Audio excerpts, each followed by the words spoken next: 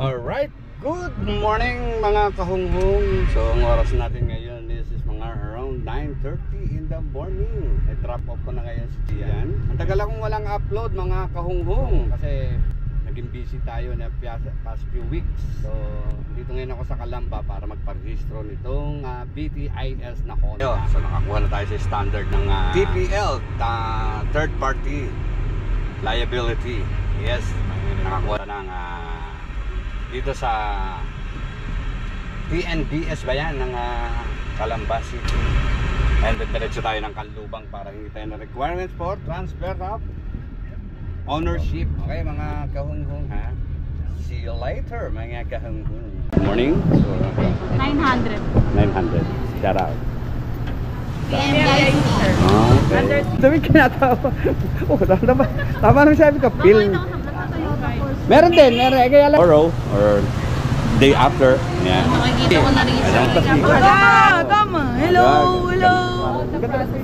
Hindi, kaya ko naman eh. YouTube. Yeah. Hindi nagugutom, oh. Yung dalahin. Para, ipapatransfer ko pa rin. Oh. Bahala ka na, sige. Address po niya AA 588 gasoline po. Yes. Sa encoder ng Ira. Ganda pa rin dito. Alright. Yan si Ma'am. Hindi, malayo ang kanyang tinitingnan kung ilang unit pa kaya ang magpapa PMPIC. Yan ako tawa siya. Ay, di ba yung number mo? Di ba ikaw yung nagpipicture dun sa Calamba? 0945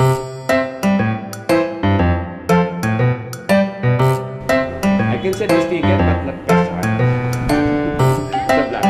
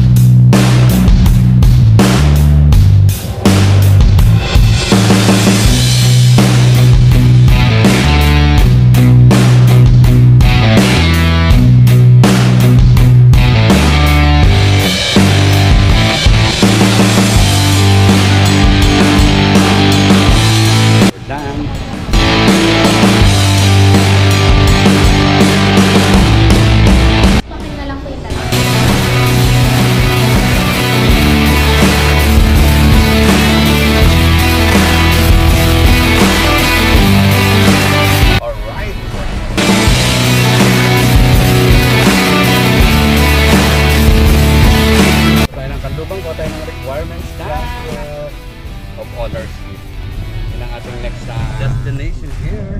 See you later mga kahunghong.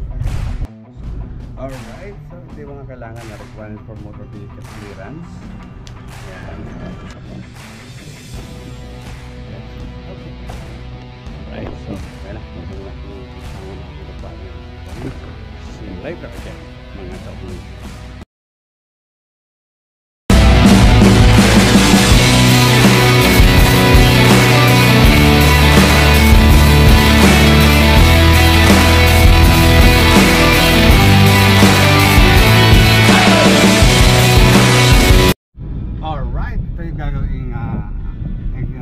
Extension ng PR4 yan o. Ito yan. Ito yung gagawing bridge. Dito papasok papuntang TR4. Alright. Dito tayo ngayon sa Santo Tomas. Yan yung magiging entry and exit ng TR4. Okay? Mga kahon.